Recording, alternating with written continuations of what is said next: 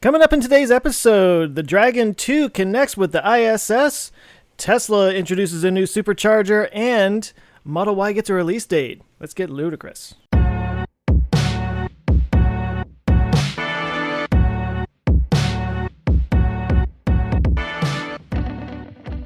Hey, and welcome to Our Ludicrous Future. This is the podcast where we talk about cool stuff that's going to be changing the future that makes the present the past. Ooh, that was a good one. Thank you. I'm Joe Scott from the Answers with Joe YouTube channel, and with us, again, back, is Tim Dodd. Hey, it's me, Tim Dodd, the Everyday Astronaut, from YouTubes and internets and Instagrams and Twitter, and we also have Ben Solons. Hey guys, what's up? It's Ben Solons from Teslanomics. By the way, Joe, do you still actually use Snapchat? I see it in your little video thing. It pops up, but I thought they closed down. It's still on my phone. It's still on your phone. Yeah. It's still on my phone. Gotcha. Okay. I turn to it whenever I need Kylie Jenner news. So yeah. I mean, hey, respect. The go-to I mean, she's the facto for that. She's the youngest self-made billionaire, guys. It's definitely self-made for sure. Yeah. I mean, she's younger than Zuckerberg was. I guess so. Yeah. Yeah. I don't know anything about her. I thought she was 50. That's her mom, actually. I don't know who that is. Yeah. Kylie Senior. Who actually knows those Bruce things? Jenner. We have more important things to talk about. Yeah, we have way more important things. Guys. Well, like, for instance, total tangent already SpaceX. before we even get started. Sorry we're recording late for you. I'm apologizing to you two. The internet won't know that we started this a little late. We had a home inspector guy come so we could remove, like, our PMI insurance from our mortgage. He was, like, 85 years old with a walker. Comes into our house with, like, muddy, gross shoes. Scratches our floors all the way through because his, like, tennis balls on his walker weren't there. They were, like, pushed up. They were rocks. Cracks across our entire kitchen and dining room.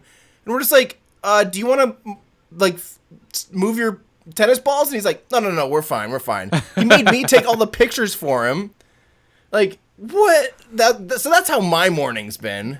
Yeah. So as he's scooting through the house, you can just see your home value like going down. Yeah. Like, what do we do now? He's like, yep, sorry, can't approve this one. This house is trashed. Look at the scratches on this floor.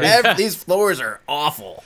Yeah. Oh, no. So that's my morning, but why don't we talk about something that's even more exciting than Kylie Jenner and floor scratches? And that's DM1. That's a tough one. Did you guys know about this? Uno. DM1. DM1, Demonstration Mission 1. And this... Translate your nerd speak for the rest of us. Yeah, this is what I've been waiting for since I very first saw a SpaceX launch. The first SpaceX launch I ever saw was in 2014. And back then, it was the promise that, like, hopefully in about 2 years, they're going to be flying humans on one of these Dragon capsules and Falcon 9 rockets. And I'm like, darn right they are, you know. And 2016 rolls around, this next year, 2017 next year, 2018 next year. Next year happened, and it's 2019, and finally we saw the first flight of the Crew Dragon capsule. And although this is the new Crew Dragon capsule, we talked about this 2 weeks ago before I left. It is the Crew Dragon capsule, but this was, of course, didn't have anyone on board other than a mannequin named Ripley. Do you guys know why she was named Ripley? Because of aliens? Mm-hmm. The movie Aliens, or Alien. Yeah. And it's Ellen Ripley, so Sigourney Weaver's character was Ellen Ripley. So that's why they named her Ripley, I guess. And a little Earth floating around. Yeah, I was going to say she's not alone either. She had that super high-tech zero-G indicator. Yeah, the little fuzzy Earth. Yeah, like a plush doll. Doll, yeah. Oh, man. I have to give Blue Origin credit. Mannequin Skywalker is a better name. That's hard to beat. That's hard to beat. Really hard to beat. That was, yeah. They won that one, I think. I think, Tim, we need a video breaking down all the space mannequins that have been used in history. There's been a lot. I don't know if any of them had this great of names before, though, to be honest. Mm-hmm. Yeah, so Ripley had their friend, little zero-G plush doll thing, which, by the way, did you guys know that totally sold out on Amazon right away? No. And they're back ordered for like 3 months now. Someone found the link, posted it on like the subreddit. Funny. Boom, gone. The manufacturer's just like, what? Yeah. They don't have any idea. Wait, what happened? Why is this plush doll we've been selling for 10 years all of a sudden flying off the shelves? Whose job was it to go buy that for Elon or whoever's idea it was? They're like, hey, go find us something to put in there. They're like, okay, let's go to Walmart and just like whatever, anything. I don't know why. I almost have a feeling this is just something that Elon found or saw as a total joke. This just seems like his type of humor. He'd be like, hey guys, I'm going to put this in there, and everyone's just like, Elon. He's like, can we put another Roadster in this thing? The reviews on Amazon for that toy are going to be like, this isn't 0G at all. This totally lies. Mine stays on the ground. It sucks. Yeah. So anyway, this is took totally off. Influenced by Earth's gravity. Man, this sucks. So what I'm going to do here, for those of you watching on YouTube, I am going to just pull up, honestly, the best thing I can do is pull up SpaceX's Twitter feed, because they covered this really well, obviously. And just, this was a flawless mission. So it took off.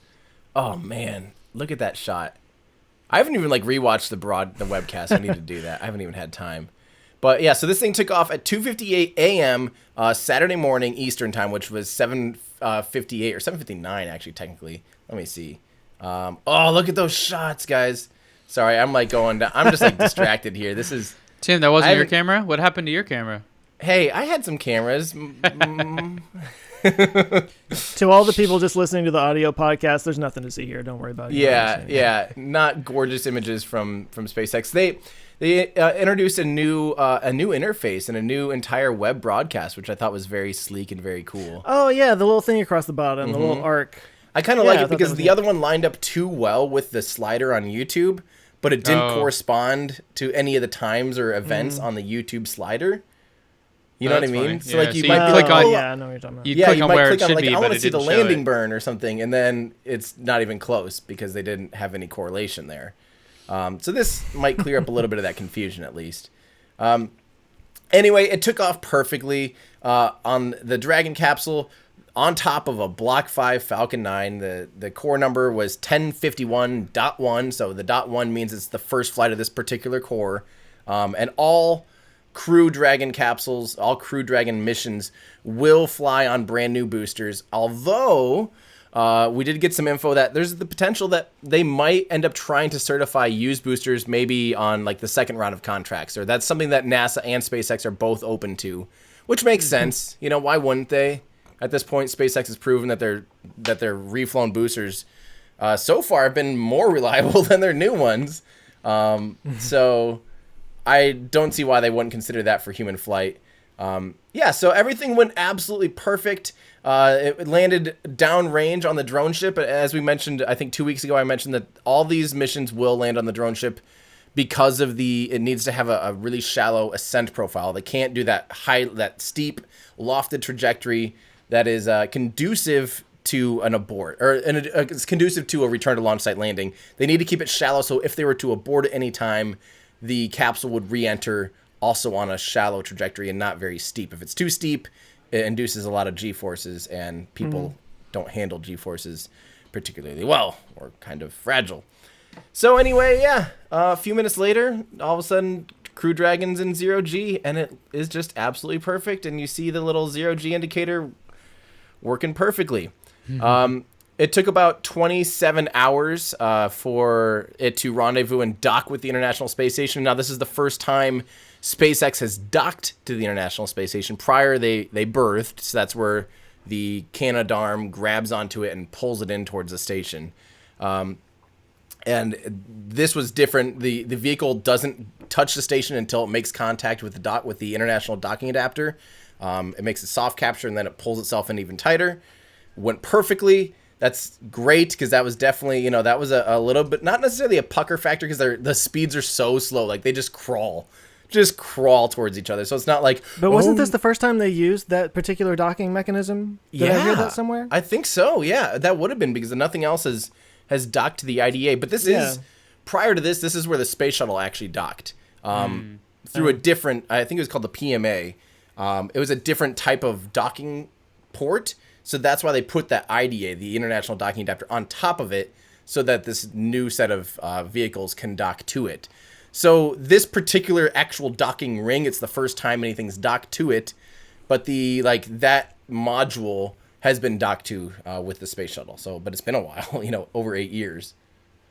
So, Wow. But that was pretty cool, though. It had those kind of, I'm going to call them teeth. It's not the right word, I know, but it kind of like reached out and grabs it. And then like it's got those hydraulic actuators or whatever that just kind of lock it into place, which I'd never really seen that before. That was really cool. Yeah. Docking, I should do a whole episode about like docking adapters and stuff, because that stuff is it's weird that works. Like it almost just is like, how do they do that? So that went perfectly well, and now as of this morning, we're recording on Thursday morning, it has already undocked, and it's starting to begin heading back to Earth. It'll hang out for a little bit.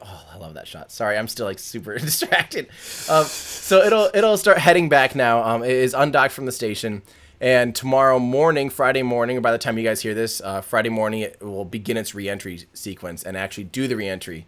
Now the reentry is a little bit, this is the last big, people are, not nervous again, but these are some unknowns. They've tested it in, computer simulations and all that stuff all the time. But the scary thing is those scoops, those cowls that cover the Super Draco abort motors, there's those like nice things, those flares. When you're going through reentry, those are facing backwards and they act as air scoops. And so, although they've modeled this in computer simulations, Elon mentioned in one of the press conferences that there's, a little bit of nervousness or unknowns about like whether or not that'll induce undesired consequences. It might start scooping up some air and create. I don't know if totally like out of control. I don't think the vehicle would go out of control, but maybe just less control than they'd want. Which that's kind of the last big milestone is surviving reentry. And also because this vehicle is so tall, like if you think about it compared to the Starliner is really short and fat, kind of like a little pancake almost. That's extremely stable through reentry, like passively stable. You could have every system turn off on it and it's going back heat shield first, just no matter what, just by its aerodynamics and by its shape. The Dragon capsule is really tall and skinny, and it's not nearly as prone to being that stable. And then you add in these scoops. I do have a little bit of like, I hope this goes well, because this is one of the last big pucker moments. The very last one is it has brand new parachutes, 4 of them instead of 3, and then it's gonna splash down in the Atlantic Ocean. It's actually gonna fly over the Midwest. So if it happens to be clear tomorrow morning, which I doubt it because it's been overcast here in the Midwest like for a month. If it happens to be a clear morning, though, I'm going to poke my head outside. There's a small chance I might be able to see a streak across the sky, which is crazy to think about. And then it's going to splash down just off the east coast of Florida. Really similar location, actually, to where they recovered the drone ship, or where the drone ship landing was, coincidentally. The drone ship landed, or the drone ship's already back in port. The booster's back in port, so it's not like there's a chance of the Dragon capsule running into the drone ship or anything. But yeah, that will signal the end of the mission. And if all goes well, there's 2 more, or like 1 more big milestone, and that's they're going to take that exact Dragon capsule that splashed down. They're going to kind of strip it down, refurbish it, put it on top of that booster that flew 2 weeks ago. And they're going to do the in-flight abort test with it. And that's kind of the last big, once that happens, now we're talking. And that's the last really big milestone. And then hopefully humans will be able to fly in it later this year. They're saying, like, people are kind of saying August, knowing how this stuff works. I'm guessing if it flew in September, I'd be surprised. I'm thinking more like October. Definitely later in this year before people fly. But I do still think, with this done now, I do think we're on track for the end of the year for seeing people fly. Wow. It's awesome. So it docked autonomously. Did I hear that correctly? Mm-hmm. And 100% autonomous. What's that? 100% autonomous. Yep. No human intervention. So no person said, "Hey, shift a little bit to the left or to the right," or no. It does it, target it itself and everything. And this is something that's been done before. The Soyuz capsule actually does autonomous docking now, and I think the Progress vehicles autonomously dock now. So it's not anything too new, but it's still, it's important. Yeah. Yeah. And so then, Falcon Heavy is next? That or CRS 17. There's going to be, those are the two next ones on the manifest, and they're, who knows which one's which. CRS 17 will take off from a different launch pad. It'll take off from Slick 40, so that's kind of on its own schedule. Falcon Heavy is determined by, this launch pad being ready for it, 39A, being ready for it, which they have to do some tweaks to make it Falcon Heavyable. And also, it sounds like the payload actually got sent back to Lockheed Martin, the Arabsat that is supposed to fly. So that, I don't know. I have no idea. I don't know enough about that to even know if that's like, that's a 3-month delay, or if that's like they're literally just going to send it and like top something off or like tweak something real quick, firmware update or something, But the fact that they have to fly it back, that's not cheap. Gotcha. Yeah, because I know me and a lot of the other Tesla owners that had referrals got invites to the Falcon Heavy thing, but it had kind of a disclaimer there, like, you'll only know a week before or 2 weeks before. Yep. And all that. Yep. So this is why. Just put your life on hold for a while. Welcome to my life. Just constantly. So the Arabsat thing, I didn't hear about that, but that's surprising. Because it's been waiting years. They've been waiting on that launch for a really long time. Yeah. So it's interesting that just now they're finding something that needs to be tweaked on. Yeah, now that the Falcon Heavy's about ready to go, now the satellite's like, oh, hold on. Wait. I have to fly now? Hopefully it's nothing major. Yeah. Hopefully it's nothing major. Yeah, I mean, that's who knows. But, and while we're talking about SpaceX missions and splashdowns, this does bring up this episode of... Dun, dun, dun, dun, dun. Why don't they just? Tim, I had a question actually before you get to this. So, people go up in the Dragon, and they go to the ISS, and then they come back in the Dragon? Yep. Okay. Yeah. So we go up to the ISS for what, like a week? Typically, you're there for like a year or something, right? So the crew rotation, the crew will go up for about 3 months. 3 months. Or 6 months, sorry. And what they'll do is they'll relieve the crew that's been up there for 6 months. So then that crew will take the Dragon capsule back down. Got it. Okay. And there's so the about old smelly crew that hasn't showered for 6 months gets in the new Dragon. Yeah. And goes back. They smell it all up and all that stuff. Yeah. Does space smell? That's a great question. Actually, it does, doesn't it? Yeah. People. I've heard. It smells like firecrackers or something like burnt that. electronics or something. Yeah. Something like that. Yeah. But I think some of that's probably just like the smell of like the electronics and the things on station and but you can smell, I guess they can have a distinct smell on their like EVA suits when they come back in, don't they? That's what I was thinking of. Yeah, just like Weird. so if you've been up there for 6 months without showering, do you stink? Yes. Okay.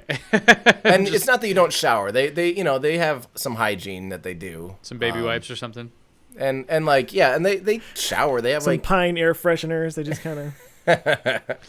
So it's not like they only shower like, I don't know, once a week or once every 2 weeks or something because you're not sweating. It's very climate controlled. Right. I guess that's what I was thinking. Like it probably not like here. Like if you went 6 months without showering, people would think you're, either homeless or like some kind of pop star. But like it'd be and something else I heard was that when you're in 0G, your clothes aren't really touching you as much.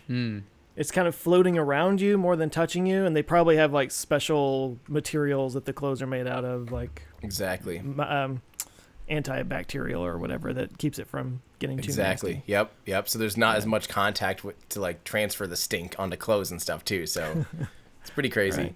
But I still hear that when you open the hatch, it smells because you have 20 years or 15 or however long the ISS has been up there worth of recirculated human, like all the stinks, all the farts are still there.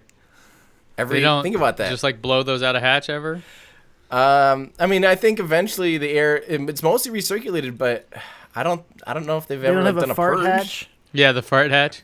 They need fart mode. Hatch, or it's just you just back up to it and let it out. That's not a bad idea, actually. Or collect it for the methane or whatever. Hey, that's how we're gonna get to Mars, folks. Eat your beans. That's what the Raptor engine's all about, is just collecting human farts. It's a fart rocket. Screw cows that produce a ton. We're talking, we need those human farts. Those are the good ones. So good question. Good interruption. But back to why don't they just, speaking of the splashdown, and this is from Folha Seca at Folha Seca 5. Great question here, Ben and Tim and Joe. Why don't they just propulsively splash down Dragon version 2? Now, are you familiar with what he's even asking? Let's start with Ben. Ben, try to dissect this. Yeah. And tell me what they're talking about. So Falcon 9 did one of these just recently off the coast, right? It tried to land and it didn't quite do it, but it still propulsively landed on water. Yep. It does sound weird, propulsively splashdown. To me, those... so instead of having a parachute, I guess would be the other way to do this, right? Mm-hmm. And could the Dragon do that?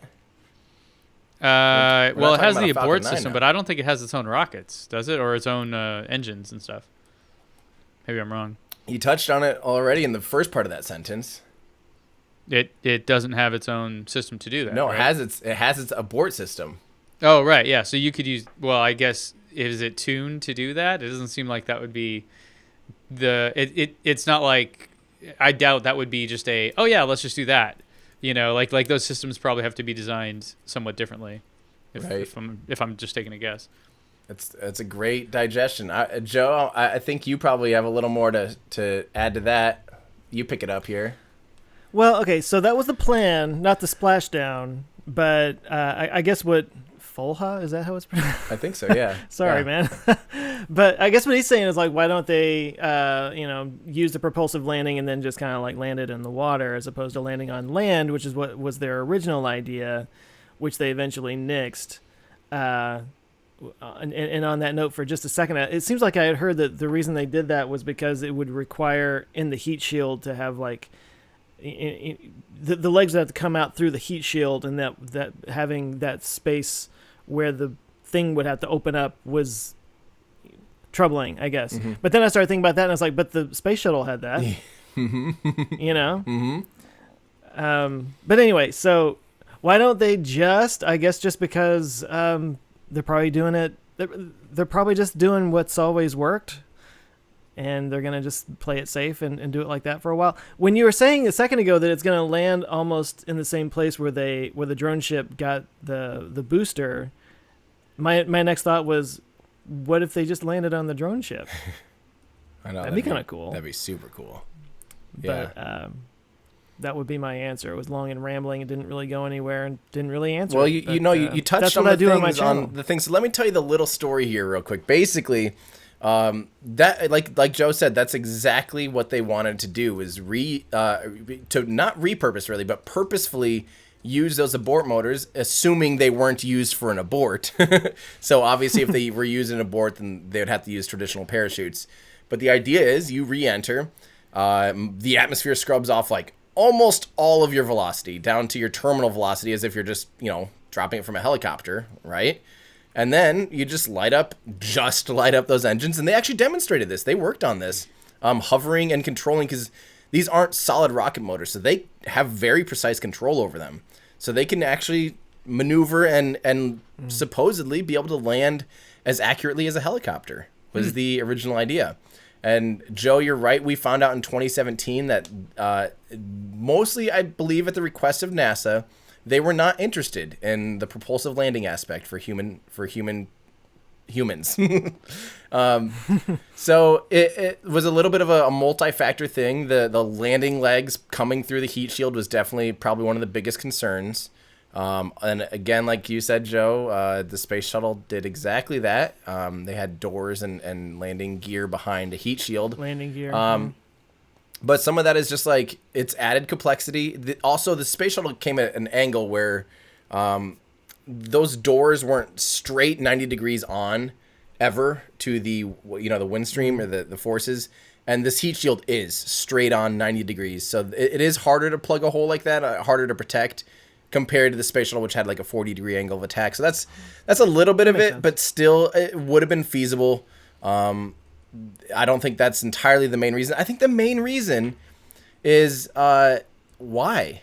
Besides for SpaceX to be able to repurpose the vehicle, right? I mean, it's easier for them to recover and refurbish it if it does a hard touchdown, on land instead of splashing down in corrosive salt water. Yes, it's easier for them to do that.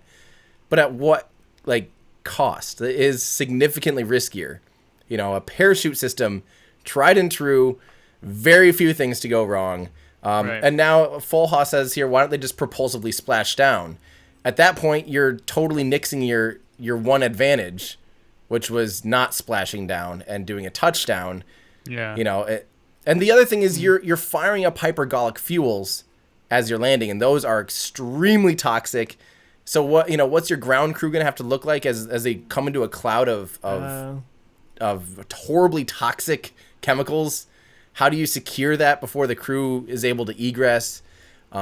There's a lot of just biohazard suits on. Yeah, literally, they'd come up looking like they're dealing with a plague or something. Welcome home, everyone. But in the long run, it's all about human safety. And the safest thing you can do is land using a set of parachutes, splashing down in this case. I am surprised that SpaceX, instead of, if they kind of got the nix on the abort system and using that to propulsive land, I'm surprised they didn't pursue touching down under airbags or something like Soyuz and Starliner's doing. So they would have had an easier path to refurbishment. That does surprise me. And again, some of that might have to do with the fact that it's so tall. It'd be hard to keep it from tipping over and crashing and adding new systems, doing all these things. I think it's just we know how to do splashdowns. We've been doing it with Dragon 1 16 times now. Or 15, I guess. Let's just do it. Yeah. But it's all about human safety. It's all about getting certified and moving forward as easy as possible. So I think that's why, and that's my story there. I was kind of wondering if they would, kind of like the New Shepard, at the very last second, it kind of throws a little blast of whatever right underneath the capsule to kind of give it a little bit of a softer landing. I was wondering if they were going to do something like that, just because they have the engines. I know. But I think, again, it comes back down to the hypergolics and using a very icky thing to do that. As opposed to Blue Origin and Soyuz using solid rocket motors that don't, they're not dangerous. And yeah, that makes a big difference though too. It's hard to tell from Blue Origin, lots of the aerial footage, it looks like it's smacking down super hard because it throws up so much dust. Right, yeah. But I've seen one where you can tell it kind of drifts for a second. You can tell when those fire, you can tell it kind of changes. You just get the sense that all of a sudden that's totally cushioning its own landing, and it's pretty cool. But you're right. The first time I saw a New Shepard landing, I was like, that's gonna break people's backs because you just see all this dust flying out. It looks like you're right. It looks like it hits really hard. But it's that cushion that they kind of put underneath it. It's funny. Exactly. It's those motors kicking up all the dust. The splashdown thing. They need. Why don't they just use COPV thrusters to create that cushion? I mean. Yeah, so now you're just talking about adding, systems and complications and et cetera, et cetera. I saw Tim Dodd do it on Kerbal Space Program once, so come on. Why don't they just? Exactly. It's got to be real. So that's the rundown on Crew Dragon DM1, and why don't they just? All right. Question before we move on. Okay. That's my finger. Okay, so I was thinking about this a minute ago when you were talking about it re-entering and you got those scoops. I was always kind of wondering about that actually, but I just kind of was like, I'm sure they've tested this. I'm sure they've got some idea, but we'll see, right? Are they going to have instruments, sensors, and stuff up in there? I mean, do you know about extra sensors that maybe they wouldn't normally have to detect what kind of airflow and stuff air is going on in there? That's a good question. I don't think they will, but you know what? They already up inside those scoops and inside the chambers of the actual Super Draco motors. They do of course have a pressure sensor in there. So I wouldn't be surprised if they record all data anyway. like Sure, every sensor gets recorded all times, like from power up to power down. That's recording constantly. So I wouldn't be surprised if they're going to be paying attention to that to make sure that they're, that might be a way that they can sense that. But I think they'll see most of it just based on the rates, like based on the pitch, yaw, and roll. Based on the movement of the vehicle, they'll probably get a good enough sense of how stable. Oh, yeah, okay. Sure. That'll be as much of a tell as anything. Do you know, are they gonna stream? I mean, could they even stream something like that? Or, I mean, I know they're not going to get any I think footage actually or anything. SpaceX and NASA are planning to do a little stream of the. Let's see. So watch on NASA TV, March 8th, 7:30 a.m. deorbit burn and splashdown. Yeah, they are doing. Yeah, they're doing a cool. deorbit burn. Nice. So, yeah, that's pretty cool. What time was that again? That'll be 7:30 a.m. The live stream will begin for that. Eastern time. They always do Eastern time. So that's tomorrow morning. Yep, tomorrow morning. So, okay, well, hopefully people hear this before that. yeah, and I'll probably tweet it and stuff. So hopefully we can get a few more people that might be interested. But cool. Yeah, who knows? I hope we get some pictures. I hope there's a plane or something that is above the cloud layer that's able to get cool footage of it re-entering. I'm sure they will. I'm sure they'll track it. Well, some of that footage of the thing docking, I mean, it looks straight out of 2001. Mm-hmm. With those lights, and it looks circular. The movie. Like, the movie. Yeah, the movie. Not the year. not actual 2001, which was a huge It disappointment. looks old and dumb. Yeah. It looks like he was like 17 years old. 18. I don't know. I can't math. Or 18. Yeah, it's really pretty. I love it. Just looks very futuristic, and yeah, good job. Good job, SpaceX. Good job, NASA. And so you were there to see it live, right? Mm-hmm. Yep. So let's tell talk us about about how it. you got there and what that was like.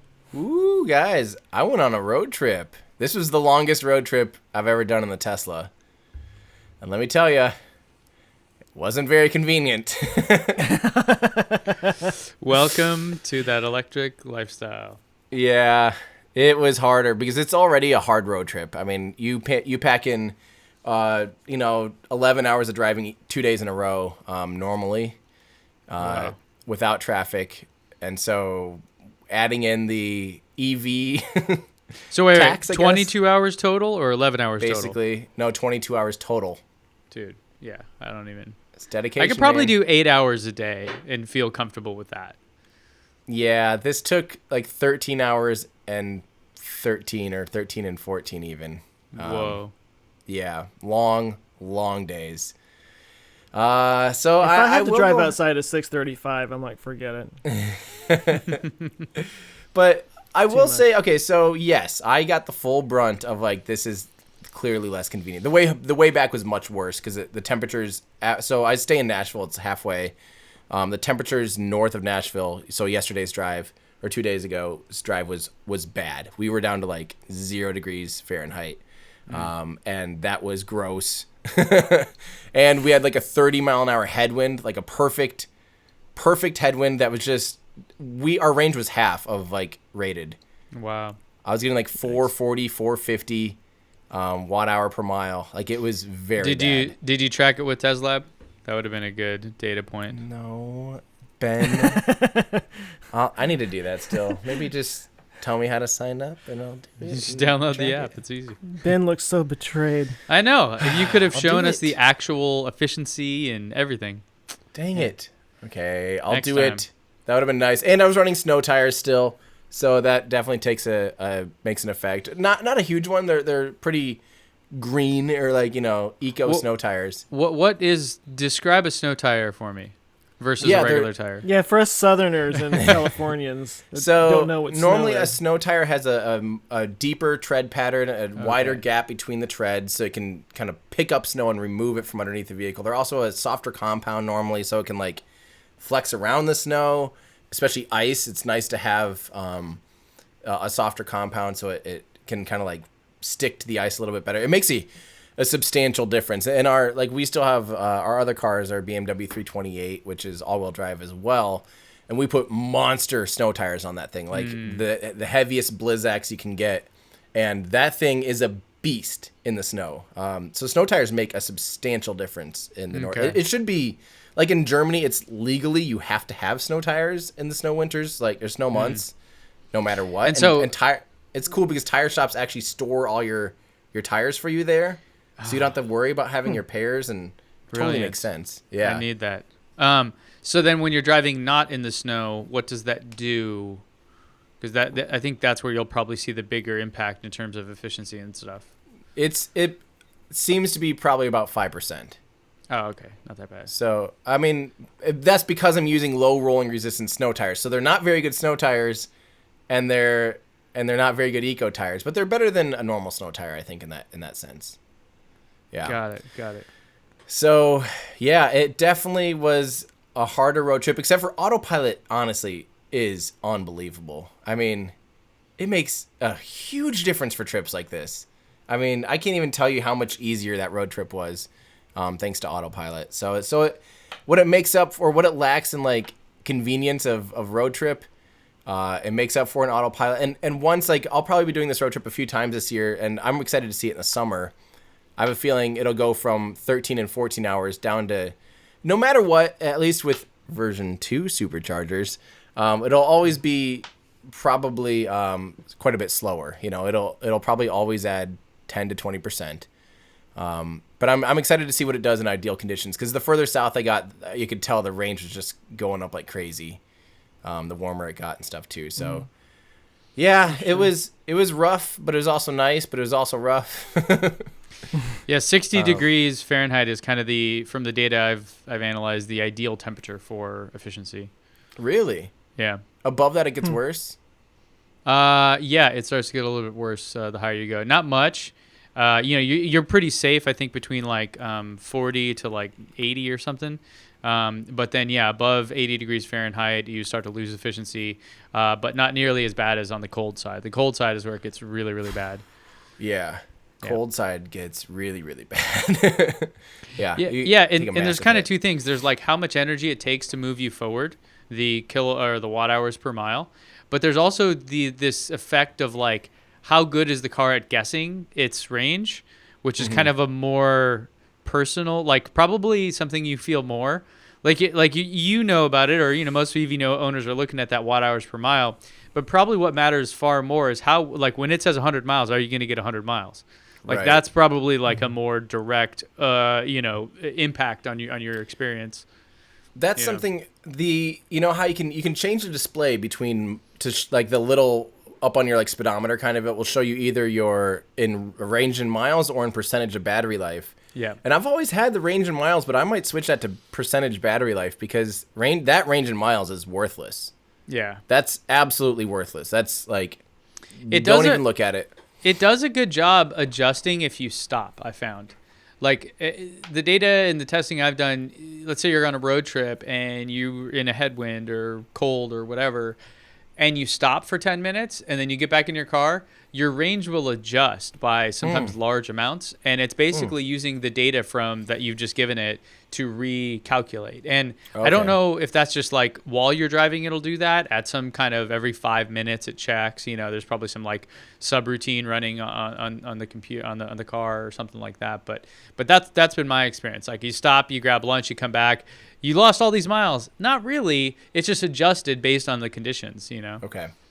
That being said, though, I still might just switch it to percentage, just because that's yeah. And a lot of people do that for kind of peace of mind, because it just it changes your perception of it. Yeah. So I thought about doing that because it syncs up a little bit more. It's more in line with the navigation, because navigation tells you when you get to a place, you'll have 5% left or something. Yeah, how much percentage is on there, so it kind of like evens it all out. Yeah. So just a friendly reminder: if you're road tripping in a Tesla, it definitely just takes a little bit more like planning. You have to plan ahead. You have to know your route. You have to know your distance between superchargers. I mean, don't just follow the Tesla's navigation system, because it'll probably have you stretching the limits and then charging for like an hour and a half to get to like, 98% or something. It just doesn't make that much sense. So I've been using a betterrouteplanner.com to make sure I'm putting in my variables, putting in my actual real time watt hour per mile. all that stuff, my actual consumption, and that makes a huge difference. So you plan ahead, and then at least you won't get yourself stranded, but it still can be just a little bit obnoxious when you're trying to get home. The real fun stuff is when you get into the needing to use a non-Tesla charger and figuring out how to do all that. That's a whole other layer. Oh, I didn't even get to the real layer of the story. We're catching up because I wasn't on the show last week, so I'm just gonna be talking a ton here for the first half. I'm looking at my waveform, by the way, in the recording app, and it's just me. Like, there's no breaks in it.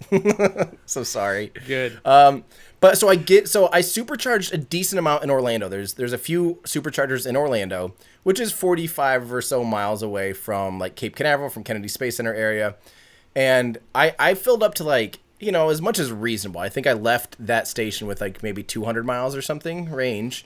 But here's the deal. I still was staying 20 miles from Cape, from like the press site, right? So I pull in with maybe 150 miles or something. I don't remember what the exact number was. But by the time I go up to Kennedy Space Center, back down, go up again, back down, I was pulling in to Kennedy Space Center for the launch with not enough miles and not enough range to get home. And it's 3 a.m. So I couldn't charge up anywhere. I couldn't like charge. Kennedy Space Center Visitor Center has some destination chargers, some 220, but that's closed after hours. The charger's closed? Like they lock it up? It's in the parking lot, which is like yeah, which is like behind security, so they wouldn't let you in after hours to charge. Although I did find some of them that would have let me if I needed to. So I plugged into 110 while we were there. Come to find out the outlet I plugged into wasn't working, and I was in too big of a rush. So I only got 1 hour of charge. So we eked back in with like 2 miles left. And then plugged into 110 overnight. Woke up with 30 miles maybe. Oh, and by the way, overnight, like I'm talking, we pulled in like 5:30 or something a.m. and I had to go pick up cameras at 10 a.m.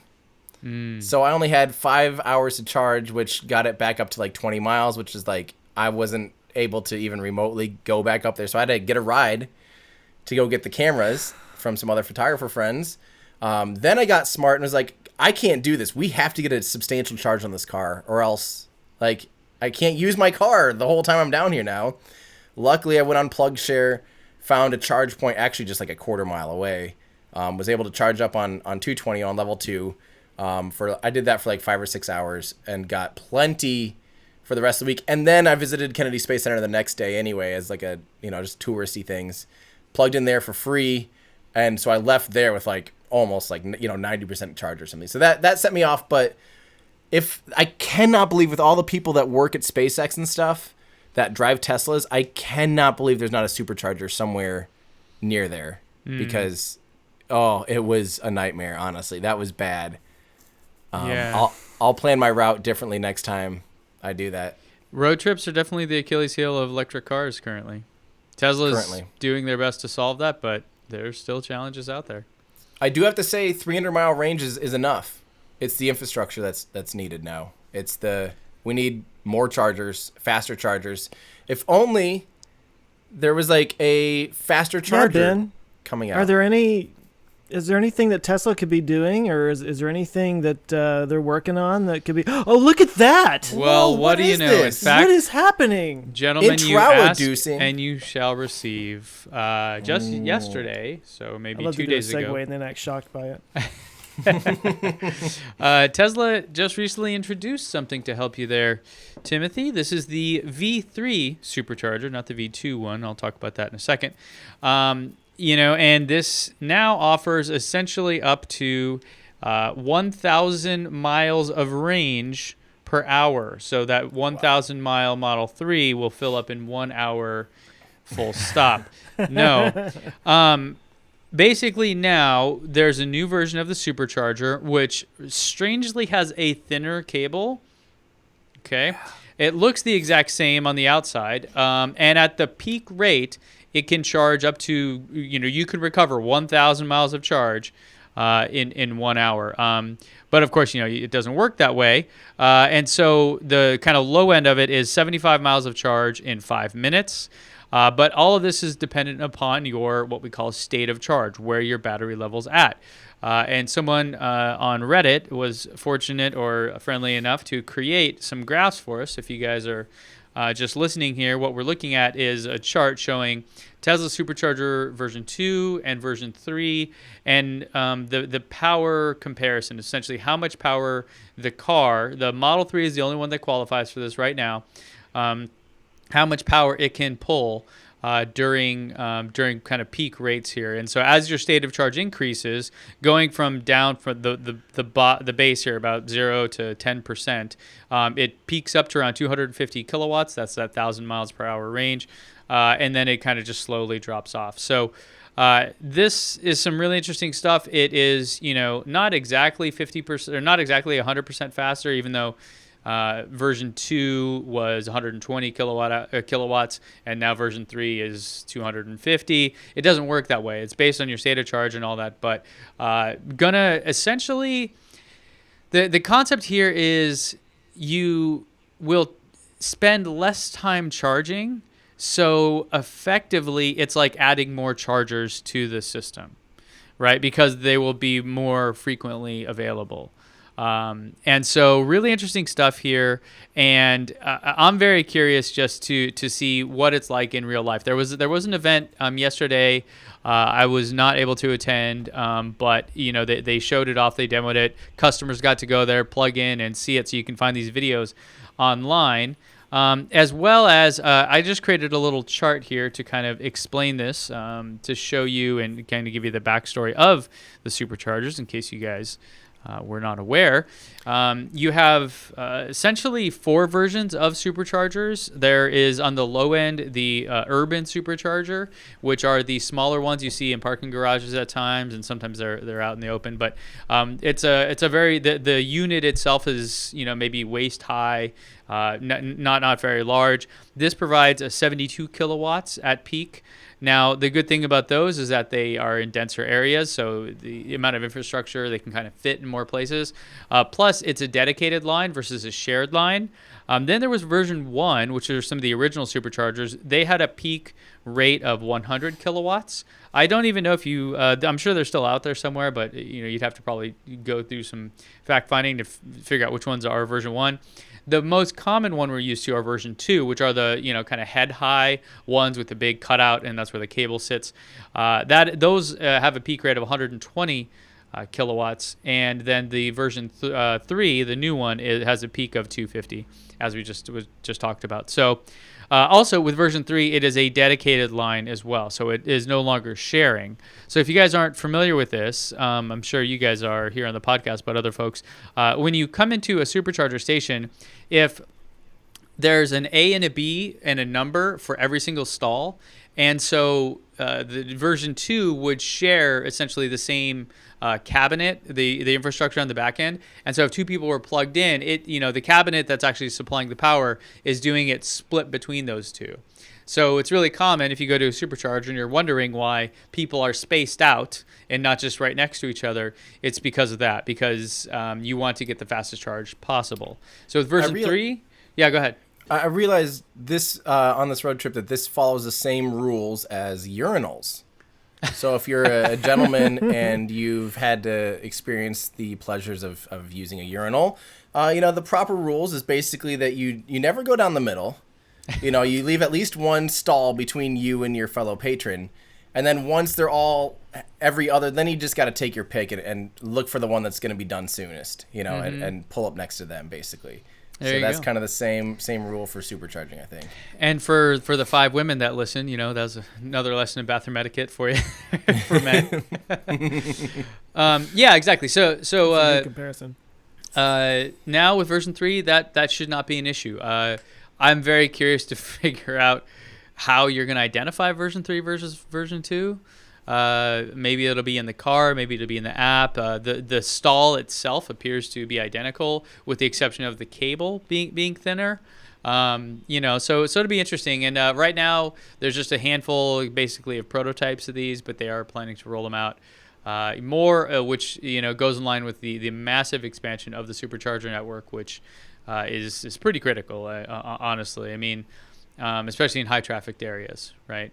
Mm-hmm. Mm-hmm. So they're doing it. So you asked, and you're gonna get it there, Tim. Can you pull up the time one? It was like time versus charge rate or whatever. Yeah. Chart. You clicked through it really quickly, and I do want to like point out something here. So the biggest thing here is that 20 minutes on the old one. 20 minutes that is a substantial amount of time to be sitting there. If you pull in with 8% charge, you can get 50 by 20 minutes with this version 3. It looks like you're going to be almost at you're going to be like 70% full. Mm-hmm. 2/3 full basically.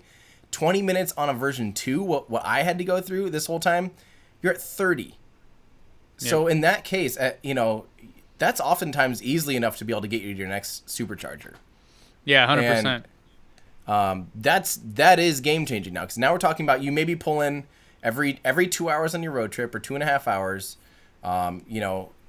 200 miles. Yeah, so 2.5 hours. Every 2.5 hours you stop for 15-20 minutes, right. As opposed to every 2.5 hours you stop for 40 to get to that same state of charge. It's 35 minutes on the other one. So that's making a very substantial difference in a long road trip like that.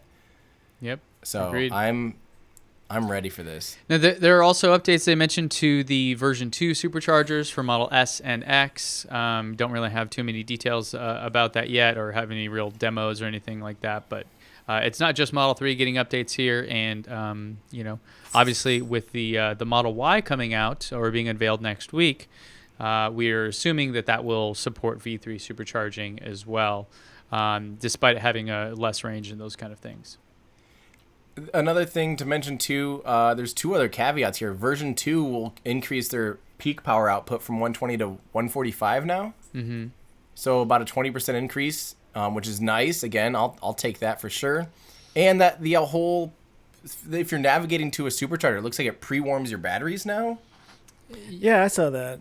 Yeah. That looked kind of interesting. I saw that, and I didn't understand what that meant. So Tim, please explain why that would be. Well, go back to that time graph again. I think this helps understand. Or actually the first one. Go to that first one. Notice how long it takes, in general, look how long it takes to get to that peak power output on the blue line, the version 2. Mm-hmm. The batteries have to be at the right operating temperature to handle this kind of charge. And I think when you plug in, it takes that long to warm, it takes a good 10 minutes to warm the batteries up to that state. And that's why you all of a sudden finally see it able to sustain that 120 kilowatt hour charge rate, is because the batteries are at that operating temperature. So the idea is 10 minutes before you arrive to your destination, it's going to use a little bit of extra energy and start pre-warming those batteries. So by the time you pull in, you plug in, and within 2 minutes now, it's totally ready to go, full blown. Mm-hmm. And so you start charging significantly faster, significantly sooner. And that's... So if you're navigated to a supercharger, it will calculate that you're getting close to it and start pre-warming the battery so that when you pull in, you're getting the full charge as fast as it could possibly go right off the bat. Yes, which is really smart. And I think it's smart enough to know whether or not you can make it to your supercharger, so it won't try and do the pre-warming, if you're milking it or whatever. Yeah, I wonder if it would actually do sort of a trade-off there, in the sense of like, okay, well, maybe you could make it to a further supercharger, but we're going to go to this one and warm your battery, which will eat up 5%. But because of that, you're going to charge much faster and overall save time.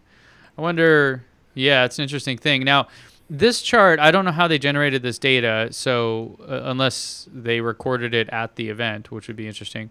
I would question some of this, because my experience has been very different than what this chart shows. And also, I would say that every single supercharger is slightly different. Right. So... I can tell you, I've been at superchargers with, 25 stalls, 24 stalls. No one else is there. I plug into one. I'm at like a 20% state of charge. So in theory, I should be getting this max, 120 kilowatts, and I'm getting like 40 kilowatts. I can't tell you why. Does it go zero up though after a second? No, like zero. When you sit there for 5 minutes? Never? No, never. And then I'll switch to a different stall. Again, nobody else is there. And bam, I'm up at that 120 immediately.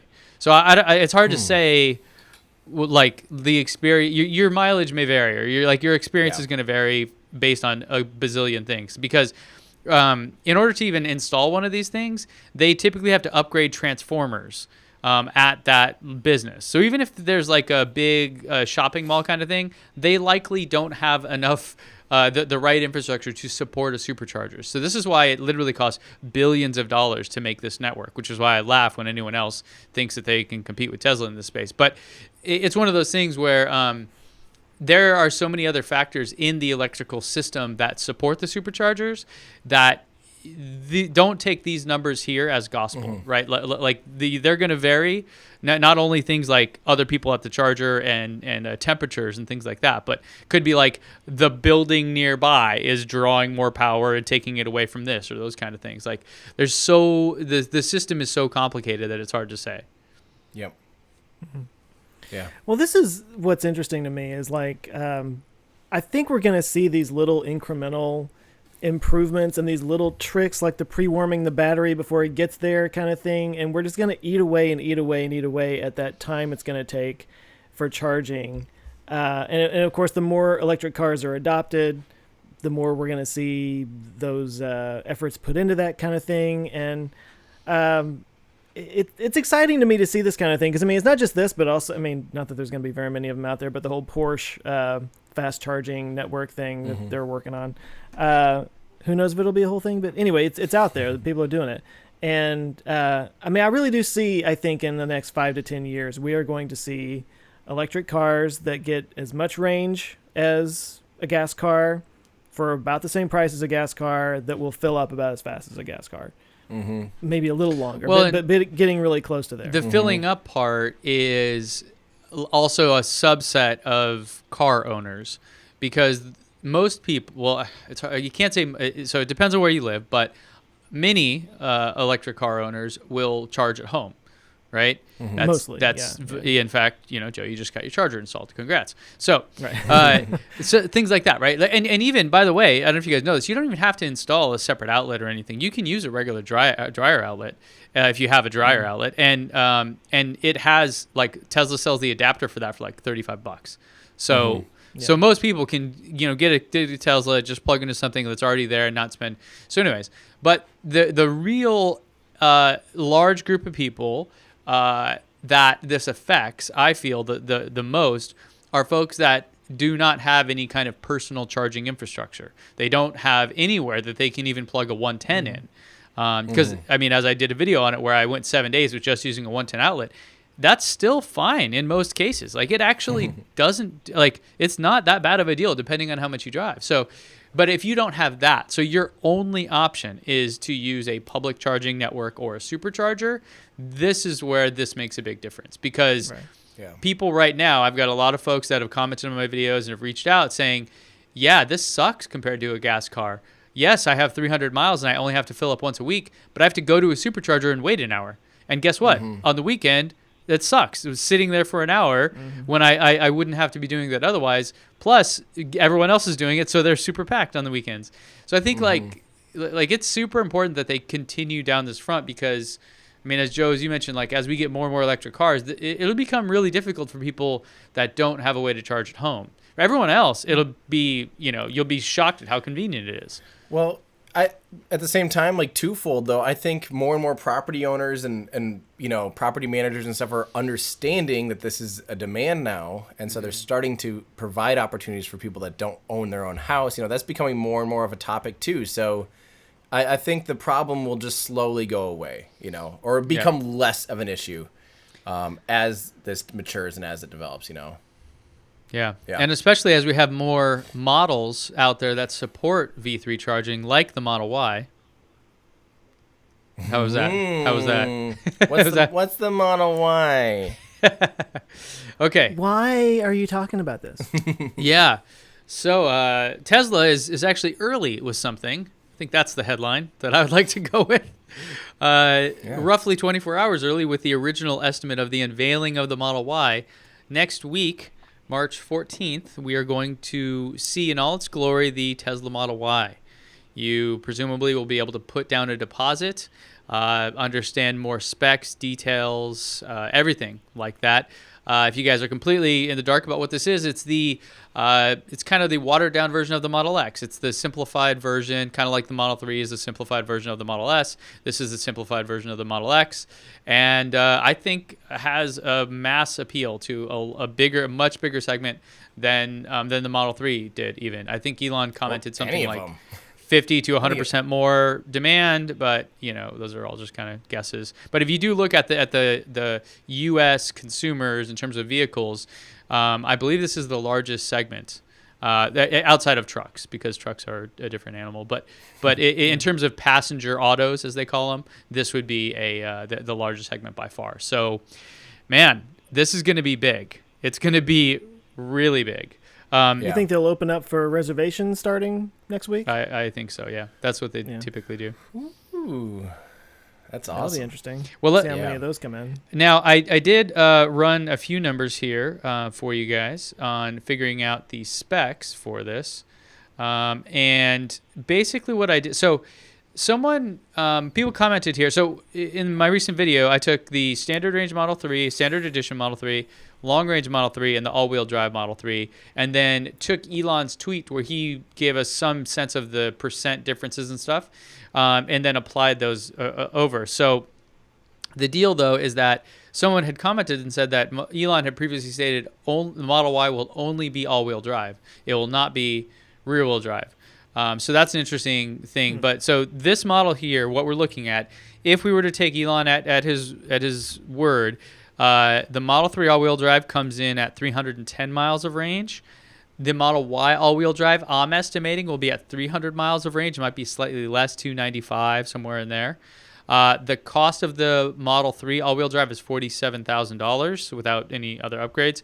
And at 10% more, the Model Y all-wheel drive will come in at $51,700.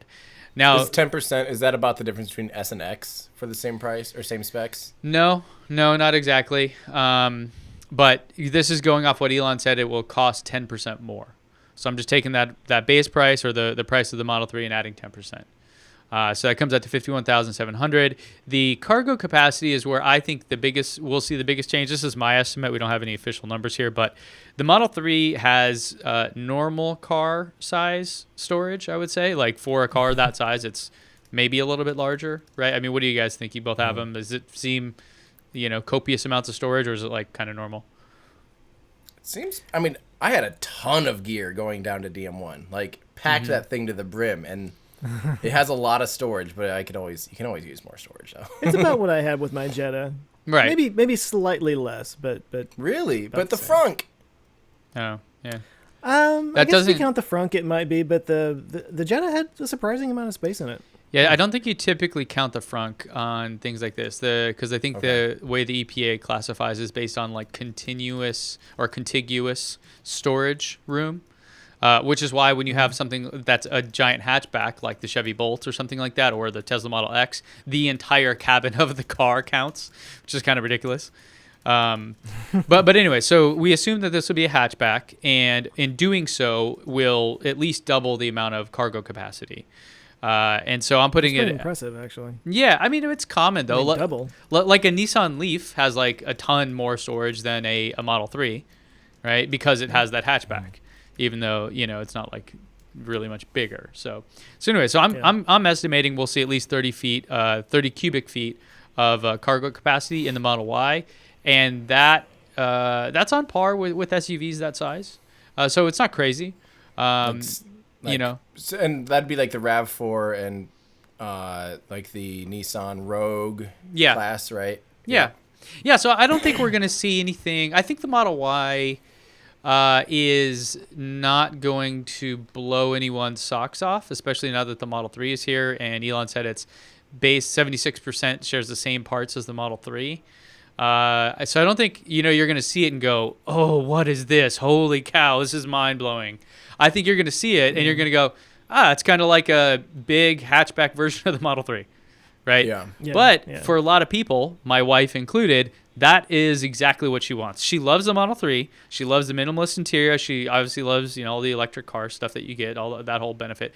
But it doesn't have a hatchback, which for her is just a deal killer because she loves going and buying like furniture, and she's an interior designer, so she does a lot of stuff like that. And the Model 3 just doesn't hardly fit anything that is of size, right? If you have a bunch of small little things, it'll fit a lot. But if you have like a chair, a bike, like that stuff just doesn't go. So I'm also hoping to see that the Model Y has a towing package that you can buy. That would be important, I think, as well. Mm-hmm. Well, I'm going into it expecting it to basically be, I mean, I don't want to say I would be underwhelmed, but I'm just kind of going into it thinking it's going to be, like you just said, a Model 3 with some more space in the hatchback. Right. That's basically what I'm expecting. But I'm also expecting the you-know-whos of the world to go out there and be like, this is just a Model 3.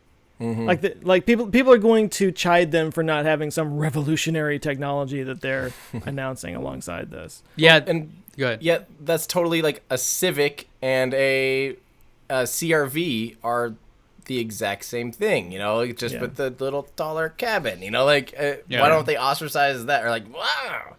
But this is also why I think there might be a surprise, like a pickup that gets revealed on this, because they're going to have this big reveal for the Model Y, and I think it's not going to be some big, shocking thing. It's just going to be like a Model 3. So, like, they might throw a little wild card in there just to be, throwing something out there. I don't know. Yeah, I'm still holding out hope. That's what thing could they put on it that would make it substantial? Like, the Model X had like the cool Falcon Wing doors. It's kind of a gimmick, a flashy thing.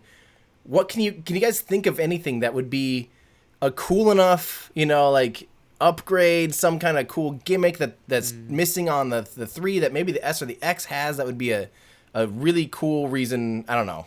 A second screen. Brainstorm. That would be a good one. That's something that bothers me. Front? Yeah. A heads-up display? I really don't mind, but I've never had the second screen though either. So right. You don't know. Ignorance is bliss, as they say. It is. I mean, I really don't I don't mind at all. I've completely forgotten about it. Yeah. 100%. The fact that there's normally a display directly in front of you. And it's funny, like, whenever people get in my car, that's the first thing they ask is like, how weird is it not having anything in front of you? I'm like, it took no time for me to adjust to that. To me, the feel of the one-pedal driving took way longer to get used to and was the bigger learning curve.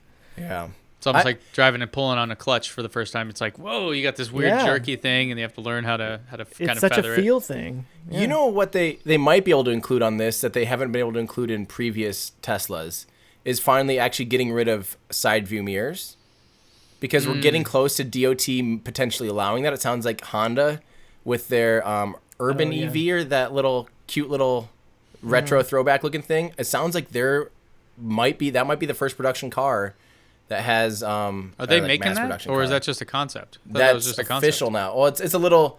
It just came out like yesterday or 2 days ago. They showed like the official version of it. It looks quite a bit different. It looks a lot derpier. Not nearly as Fully Charged did a big video on it. And Road Show, whatever that was. Yeah. So yes. Yeah. So it that could be something they might be able to add. That'd be a cool, sleek, futuristic. A nice like, selling point. I'm not disagreeing with you, but I would think they don't want to do that. I would think. Do you know how much range that adds? Yeah, it actually is a big percentage. I know on the like 10-15%. The cost. Is that what you're thinking, Ben? No, I'm just thinking. Make the mass market version of the crossover SUV that people want. People, despite what they say, they don't want the Falcon Wing doors and things like that, right? People have said, will the Model Y have that? Like, yeah, right. There's zero chance that the Model Y has Falcon Wing doors. I think, as cool as I think that is, I think it might be better for them to be a little bit boring here. And because they're at such a critical stage that probably instead of doing something like that, getting it to market sooner would be my choice. And maybe I'm just legislature, like, dependent on if this will get passed by Congress that we can have cameras instead of mirrors now. Is it a federal thing, or it's not a state level thing? Well, I don't know. It is a legal thing. I think it's probably one of the biggest, period. And it being state or federal doesn't matter. That's going to suck if you have to wait for your car to be on the road because you're waiting for laws to pass. Yeah. You know, that would definitely Elon suck. stated this before that so this was his understanding at the time, and I don't, so take this with a grain of salt, but he had said, because people asked about the Roadster, which doesn't even have mirrors shown on it, the new Roadster, and it was that the law, as he stated it, or his understanding was, a automaker cannot sell a car without mirrors, but there is nothing that says you cannot drive a car without mirrors. So the thinking was you would sell the car with the cameras and stuff, the more advanced version of it, and have these like dummy shell mirrors that you like put on it. And now that it's yours, here is a handy little guide for you that you can remove them if you so choose. Well, that'd for be instance, interesting. There's a hypercar. I don't remember which one. Like maybe the new Koenigsegg or something like that. I don't remember which, or something ridiculous, like a $3 million supercar or hypercar had. They had to have this like plastic bumper thing that raised up that had one extra, like the brake light, like 10 inches higher or something, because the slope of the car was so low, it was below the DOT standard for where that brake light needed to be by like inches or something. So they tacked on this plastic thing, and literally it's like 2 Allen screws and a plug, and you just take it off. Yeah. As soon as you own the car. And interestingly enough, the Bugatti Chiron, like the $3 million. That might be the one that I'm thinking. That could be. So in the frunk of that, because it doesn't have a trunk, in the frunk of that, there is a department in the U.S. There's a regulation that says something like if it's a large enough space that is contiguous, like a whatever, then like the theory is you can never design a car that someone could get trapped in the trunk. So if it's a large enough space, you have to put like an escape latch. So if someone were in there, they could open it and get out. And so Bugatti's like, are you kidding me? This is so dumb. No. And so what they do is they just have this like metal bracket that goes right in the middle of it. And right. So it divides the space up. So it's no longer that. And then you can literally just unscrew it and take it out. Yeah. Yep. So I saw that. Doug DeMuro did a review, and he explained that whole thing. He's like, now you might be wondering why in this $3 million car there is this ugly dumb metal bracket just sticking here, which has nothing. And you're like, this is why. Same reason why I believe in the Model 3 there is a button for the emergency lights, is because that's a federal law or something. Which and the frunk also has an emergency ejection, or not ejection. No, you're right. That's same thing though. There is an egress button inside the frunk in case you stuck a child in there. That's that law. Yeah. Now I will say that I would not be opposed to like 1 or 2 more buttons on the Model 3. I know for some people that's like blasphemous, but like the glove box button, that would have been a nice one. Or like being able to adjust your mirrors without having to go through 5 menus. Even though I know it's on the quick start, it's still, I don't know. I feel like this is me coming from a Model S where there's just like buttons for these things and it's so much easier to access. And I still think they did a good job making it minimal. Your mirrors all the time, like it's in your driver profile, and like how often are you getting into your glove box? I mean, it's one of those things when you go to do it, and you're like, I haven't done it in so long. And now the UI's totally changed. Like, where's the menu? It should just be voice activated, really. And while we're talking about voice activation, can we please just make it say, Elon, take the wheel for SuperCharger or for autopilot? Just boop, boop. Elon, take the wheel. Yeah. That'd be so But then great. if autopilot messes up, he's on the hook personally. Yeah. So. And speaking of Elon, guys, we did get the exact answer to the pre-warming. I did ask him on Twitter. So he mentions if you navigate... he brought up this chart, actually. Was it right now you just asked him this? And then we got the answer during the show? Yeah. He loves me. Are me. you kidding? No. Bye. I'm done. Yeah. Why are we even here? So, why are we here? Because we can talk about this stuff in real time. So the person did the chart of the SuperCharger version 2 and 3. By the way, we should mention them. Privater, I've never seen that before. Privater is probably the same person that posted that on Reddit. Showed that the version 2 versus version 3, and then Elon says if you navigate to SuperCharger, car will warm up battery en route. So you start immediately at max power. Why don't I just share this, by the way?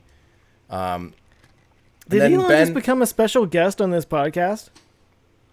Should he? Is that what you said? No, did he just now? I mean, we're talking about this thing. You send him a question, he writes you right back. Special guest Elon Musk this week, pretty much. People keep asking for a special guest. There you go. So then I go, how much power? This is during one of Ben's 30-minute rants. I typed away, how much power does pre-warming utilize? Say you're getting 240 watt-hour per mile on the interstate. When pre-warming kicks in, how much higher does it go? 600 watt-hour per mile? And I just said that because I've actually seen it spike up to 600 when the car's really cold and I take off for like the first time. It spikes up really high for like 2 or 3 minutes. This was literally 9 minutes ago. Yeah, and so then Elon goes, very little power and only right before you get to the supercharger. You won't notice it in range. So... Can you reply and say, yeah, right. Why don't you add us to the early access program so we can test this theory? Nah, I've curated my questions to Elon. They have to be on point. That's the key. And then he appreciates it, and I think he likes good questions like that instead of like, hey, Elon, my dad drives a Tesla. Can you come to sign his car? I don't know, whatever every 13-year-old boy asks on Twitter. Yeah. I'm not 13, but Can fine. I make just a totally random comment here? Yeah, you can. Just because that's what I do. For some reason, again, random, I don't know. I'd started watching the John Adams miniseries on HBO. That's like 10 years old now. I mean, it's been around forever. Paul Giamatti? Yeah, Paul Giamatti, Laura Linney. I don't know why. I just put it on one night. Next thing you know, I'm going through the whole thing. There were like 7 episodes. But the guy who played Thomas Jefferson, who is actually Stannis Baratheon on HBO on Game of Thrones. Really? It took me forever to figure that out. He was fantastic as Jefferson, but like there was a scene where they're like going through. He was very reserved and quiet, and didn't really say much, and kind of had this whole mystique about him. And there was a scene where he and John Adams and Benjamin Franklin, who was also a fascinating character in that show, but they were going over the Declaration of Independence. They were going over his first draft of it. And anyway, so they're going over all the words, and he's just being very quiet. And he's like, well, I chose the words very carefully. Just very quiet. And then, he was a bit of an inventor, Thomas Jefferson was, and an engineer. And he had this chair that Benjamin Franklin was sitting on, and it's like a spinning chair. And so Franklin's like spinning around, and he goes, "This is a very fascinating chair that you've built, Jefferson." And then you see this character. I thought this was such a great little character trait. He just lights up. He's so reserved and quiet, but when Franklin starts asking him about the mechanics of this chair, he's like, "Oh yes, well I took a roller from this thing and I took it out of the window," and he like just lights up and turns into this like talkative machine. And I was like, "That's Elon Musk." Right. Yep. That it just made me think of Elon Musk because he's just so like whatever. But as soon as you get him talking about like engineering stuff, that's when he really opens up. That's what he likes to talk about, and I think that's why he responds to your questions so much, because that's what you get into. And you can see this on the earnings calls, all that kind of stuff. So they finally published that media call that I was on with him for the $35,000 Model 3 thing, and. I was pretty nervous because it was one of those things where, like, I don't know if you guys listened to it, but like 3 or 4 questions in a row prior to my question were he didn't like, or I don't want to say he didn't like, but wasn't interested in, like you're saying. And the answer was just like, no, not going to do that. Next question.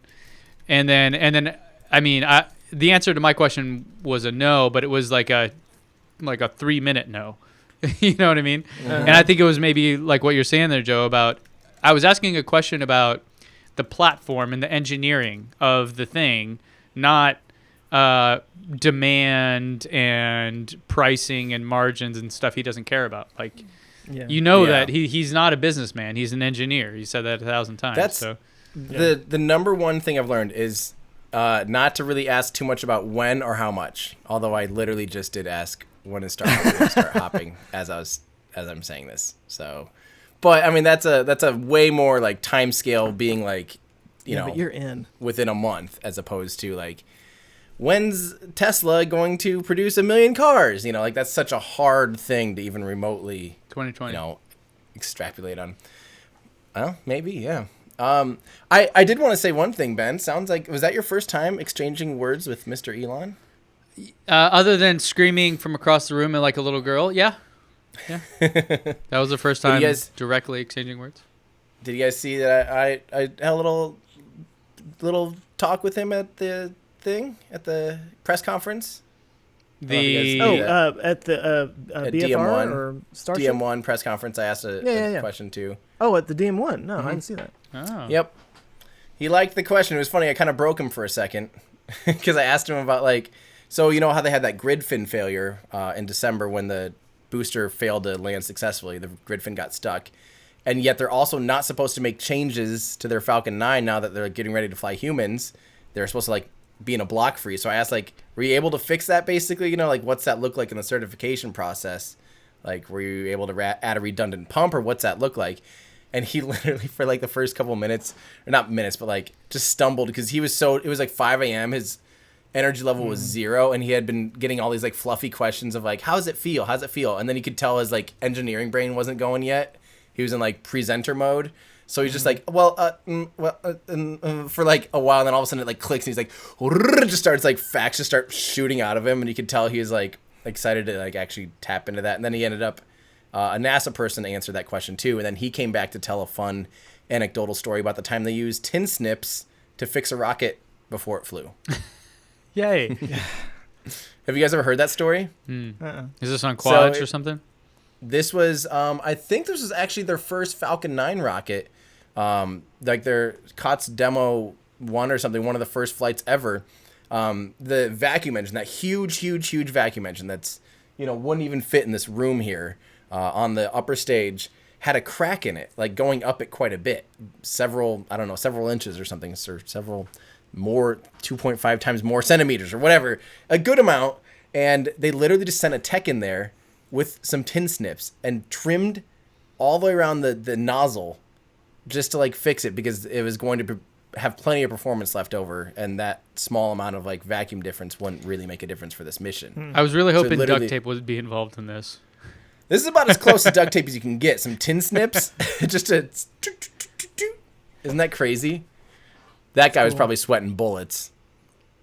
Or he's imagine? I mean, but what do you have to lose? It's oh, you didn't snip that thing, right? Come on, you sent me in there. The expectation can't be that high. But the crazy thing is, say his tin snipping job wasn't very good, and say as a little bit, some of the crack or something remained, there's the potential the nozzle could have split there, and if the nozzle splits, that thing's gonna go way out of control, right away. So I would have been scared. I would have been very scared. So you guys have both been able to ask him interesting questions in person. I think it's my turn, and I want to do sort of a between two ferns kind of thing with him, where I'm just kind of do you like chocolate? He would be, or the old Chris Farley thing, it's you remember when the thing went up to the space station? That was awesome. Cool.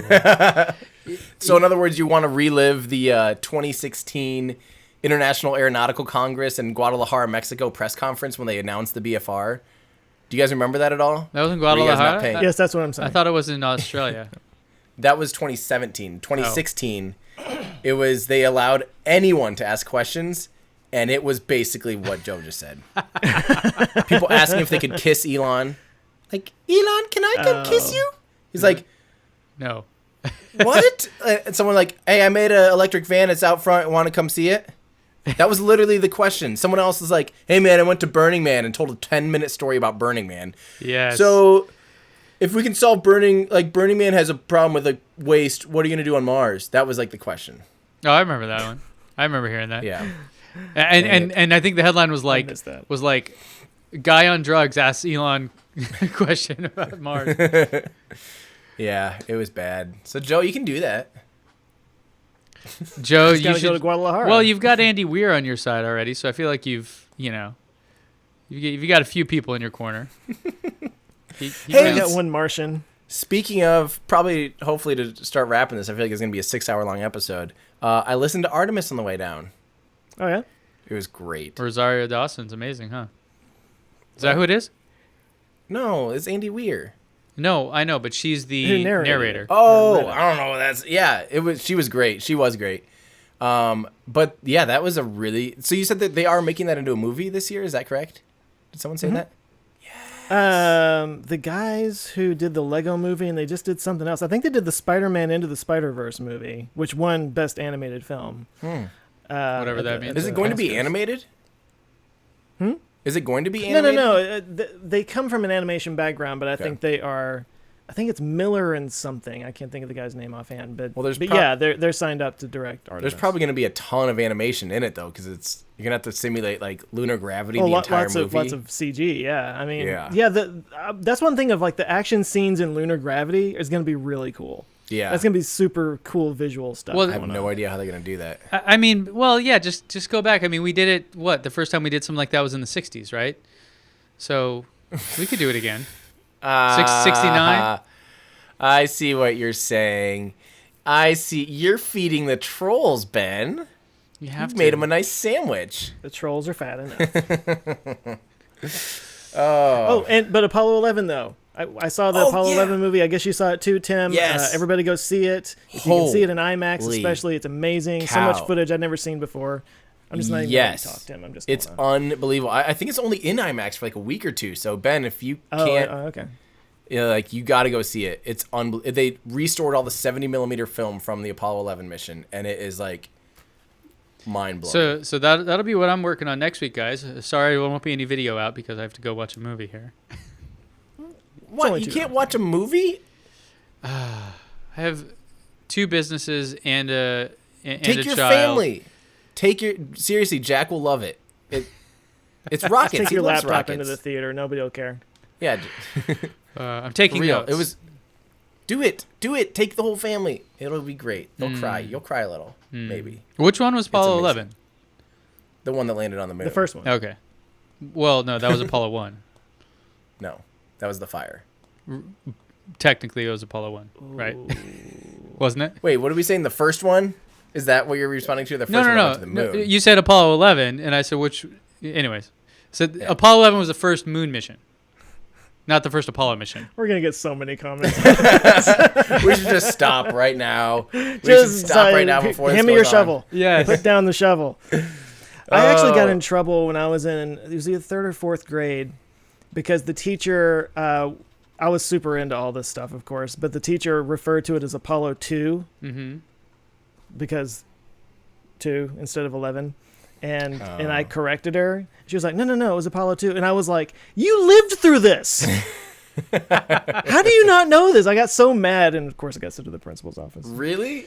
That's what I get in trouble for when I was a kid, was correcting my teacher on space history. So that wasn't actually the first Apollo lunar mission either, though. Apollo 8 was, according to this website. Yeah, Apollo 8 was the first one that went around it. 9 tested the lunar module around Earth, didn't go do TLI. 10 did a TLI, did all but landing on the moon. Apollo 11 landed on the moon. Right. It's a translunar injection, for those who wonder what a TLI is. Yeah. Got it. So we should probably wrap up the show now that it's officially 6 hours long. Joe, what are you working on? Well, for anybody who is watching my channel today, I've got a pretty interesting one where it's probably my darkest video ever. Really? Guaranteed it's up right that'll now. do It's well. about the. Well, we'll see. What is it? Actually, the funny thing is, I'm rambling a little bit because I'm on 3 hours of sleep because I finished this late last night. Oof. But on Twitter yesterday, I got a guy who was like, and I don't remember his name. It doesn't matter. But he was saying, I miss your old videos. The new stuff is it's way too dark, and I was kind of like, well, I mean, I looked through my videos recently, and I responded, and I was like, well, I appreciate the feedback, but there's all these other ones that are not dark in there. I talked about autonomous vehicles and everything, and then I put this thing out, which is like super super dark, but it's about a recording about some Italian brothers in 1961 recorded what they believe were the sounds of a female cosmonaut burning up in the atmosphere. That's not dark. And it's not dark. And in this video features the actual recording of this Did woman. you leave the whole thing in? I know you sent the review one over. Yeah, I had you guys review it, and I appreciate the feedback. No, I trimmed it down to just under a minute, but it's like 2 minutes and 30 seconds was the entire recording. But she repeats a lot of things, and there was a lot of stuff that we couldn't really understand anyway. And I wanted to thank, I got to say his name, and I want to get his name here, because somebody on Twitter actually like translated this original recording for me in Russian, which is super cool. Yeah. At Stervozavrus, or he goes by Mooncat on Twitter. So thank you so much for that. He did that late last night, and that was amazing. But anyway, it's an interesting video. Monday's video is going to be on pilot wave theory, which is like an alternative to quantum mechanics, which is sort of, I don't want to call it a fringe theory, but it's an alternative theory that did not quite win out back in 1927, but it's starting to gain a little bit more acceptance. So, yeah. Dang. Well, I'm excited to see your the video you just posted today. I don't really know too much about that. I know there's a few interesting almost not conspiracy theories. Like there's good reason. I mean, the Soviets didn't tell us anything during their spaceflight program, so most of it came out, and a lot of records got lost. A lot of things got erased. Like, it's not out of the question to think that there was more deaths involved in the space race than we know of. I mean, I don't want to put too much on them like this, but I mean, like the first thing they sent up that was a living creature was a dog that they allowed to just burn up in the atmosphere. Like, they didn't even attempt to save it, like. Yeah. Poor Laika. They weren't that concerned. they were trying to win. It was a different time. A space race. It was a different time. Literally. Yeah. Cool. Ben, what are you working on? I need to go watch a movie. I just told you. That's right. Next week is all about, Model Y unveiling, so hoping to go to that. Still don't have an official word on that, but... do you think we'll get invites? Because I think I have enough referrals for, like, that events and stuff. Yeah, so I talked to them a while ago, or actually at the Boring Company event about it. I'm like, how are you going to handle, thousands of people with enough referrals now to come to these events? It's not capacity. And then if you go read the text of it, it was that you'll get the invites will go out based on when you attain that level, and once they hit capacity, they hit capacity. So be on the lookout. So I haven't slept for 4 days waiting for an email. But so many new people will be getting invites, I assume. But I do not have a clue as to, beyond that, beyond those basic things. I also would not be shocked if they say, capacity is an issue, right? This is a building with people, so you can't just throw everybody there. It'd be the Fire Festival, but it's like a thing where they have to. They could probably look at the referrals and say, okay, cool. So we have capacity for 200 people. Well, let's invite the first 200 that got to that level, and then maybe 10 of them say no. Cool. Let's invite 10 more people. Right. So it's probably, so my guess is so certainly a lot of people will be getting invites. I would probably, it's going to be a big disappointment to a lot of people though, who are like, hey, I got that, from just yesterday or whatever. And how come I didn't get an invite? Well, because you're, at the very end of that line. So yeah, we'll see. So that's what's going on next week. My video I'm posting just prior to that, probably not a smart idea, is about Elon's comments on the ARK Invest podcast recently, which if you guys haven't heard, it was really great. First off, their audio quality was just mwah. And the second thing was that he talked a lot about the data behind self-driving. And so I ran the numbers and basically compared Tesla versus Waymo versus everyone else just to see kind of how this is going. And so that's what next week's video is about. Sweet. Yeah. Cool. I've had another one that I've been kind of putting off just because it's I feel like it's kind of too much in the news cycles, and I really didn't know my angle, and that's of course the Raptor engine, SpaceX's Raptor engine. I just didn't know how to tackle it, so I decided a lot of people don't know why it's so impossible, so that's kind of my angle, is why it was considered basically impossible, and in doing so I'm going to do a brief explanation of the different types of cycles of engines, comparing that to SpaceX's other engine, the Merlin, comparing it to other closed cycle engines and other, all that stuff. And then talk about why it's running on methane. Just sort of do a rundown so that someone that hears a lot of hype about Raptor can kind of grasp why it is special and why it's so difficult. I think it's going to be a little harder one because there's a lot of technical things and it's hard to without like showing just boring diagrams all the time. It's really hard to make it make sense. So I'm going to be doing a lot of animations again and stuff, but I kind of like doing that. So And Ford did not sue Tesla or SpaceX for the patent on that name like they did with the Model E. You're right. Interesting. They have not so far. Who knows though? There's always time. Lawsuits. It's America. It'll happen tomorrow. That's right. When can we go out and buy a Raptor Yeah. engine and drive it to work? So true. Yeah, so that's what I'm working on now. But, well, is that it, everybody? Did we do it? We did it. I think so. Thank you, everyone, for listening. This extra long episode. Tim, welcome back. Thank you. Wait, so will I don't think will I be gone next week? Will we all be gone next week? Next week is going to be interesting, people. Next week is going to be the reveal. If it is the type of thing where it reveals on Friday and we all get invites, I'd fly out on Thursday. So maybe we'll have to look at potentially Wednesday if we can record. I don't know. We'll talk about that off air. But yeah, I think it unveils on Thursday, doesn't it? Yeah. Does it? Yeah. It's a week from today. 14th. So I'll be in LA. Well, we'll see. Yeah, next week will be interesting. Yeah, we'll see. Well, wish us luck. It'll be ludicrous. Oh, so maybe we'll see you in our ludicrous ludicrous future. future.